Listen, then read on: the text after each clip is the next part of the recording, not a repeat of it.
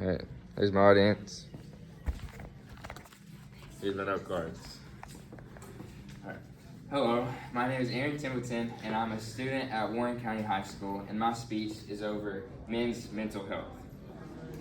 Imagine there's a man in your life, a brother, a father, a friend, who appears to be okay, but is quietly battling his own demons.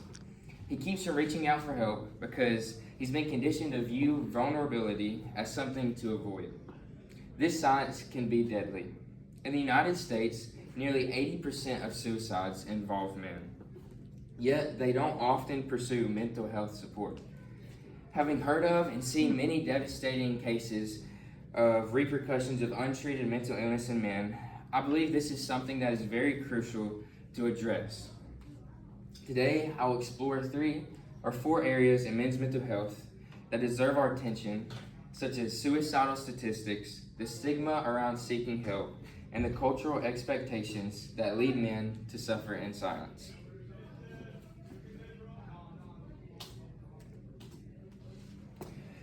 First, men face disproportionately high suicide rates. According to an article titled Men and Mental Health, What Are We Missing?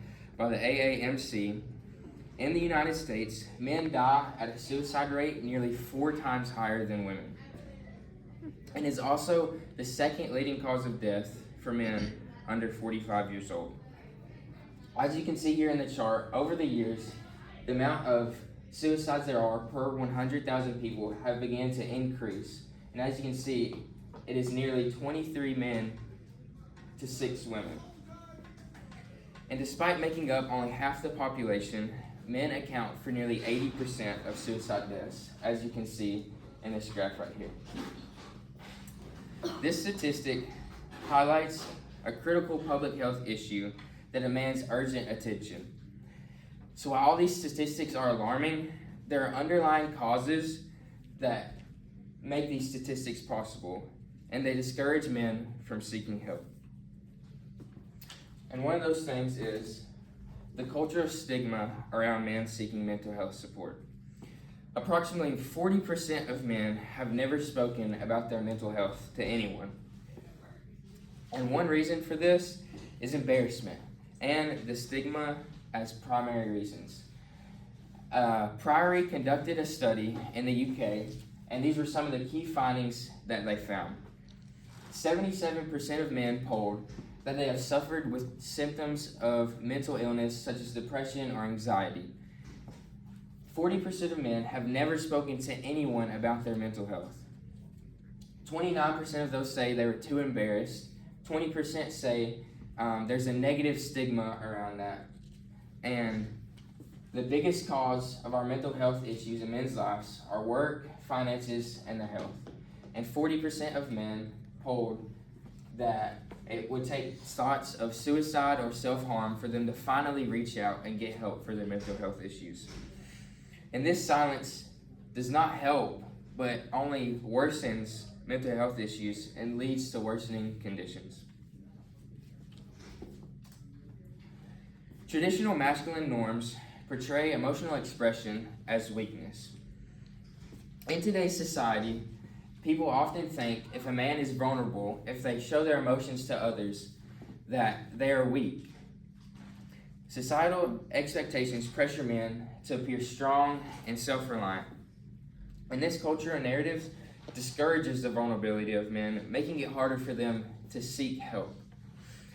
Thankfully, in my life, my dad has been a great example of someone who is not afraid to show his emotions and reach out whenever he needs to.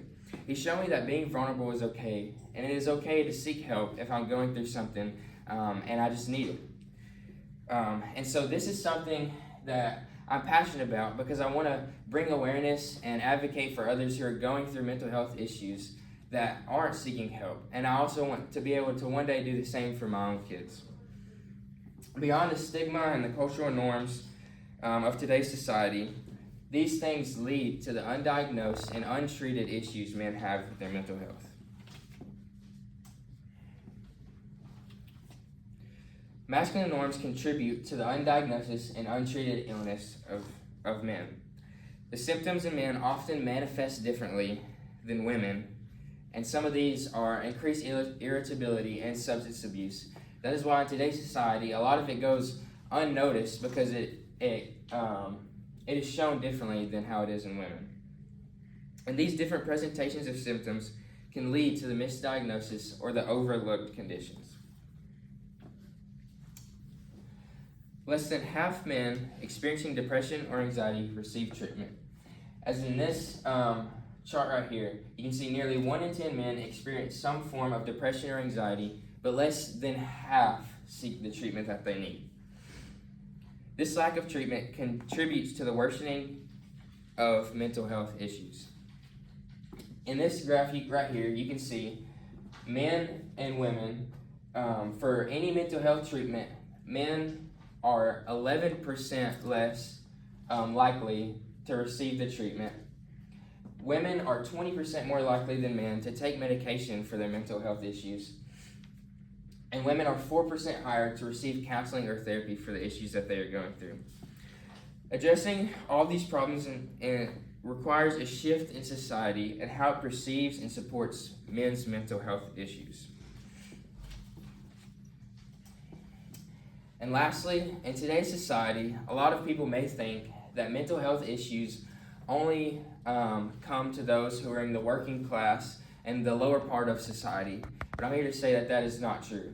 There are many people who make millions of dollars a year who are also suffering with these same problems with their mental health. And one example recently happened. Recently, a future first-round NFL pick killed himself for mental health issues caused by a situation he was in. Kyron Lacey, who was a few weeks away from the NFL draft, was driving at high speeds, which caused a car to crash into oncoming traffic and led to the death of a 78-year-old man. From the media portraying him as the bad guy before he even had a trial, it affected Kyron's mental health greatly, which no one would have known about. The day before his court date, he ran from the police and crashed, and before the police got to him, he shot himself.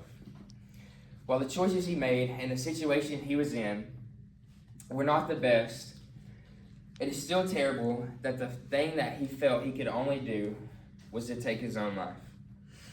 This is an example of how the lack of mental health support and Kyron keeping his emotions inside led to a tragic event. And from this situation, his dad has gone on to advocate for parents to talk to their kids. He says that mental health is real, so don't ignore the signs whenever it happens. In summary of all this, men's mental health is a critical issue that has been overlooked in our society. High suicide rates among men, coupled with the societal stigma and cultural norms, create a perfect storm that prevents many people from seeking help.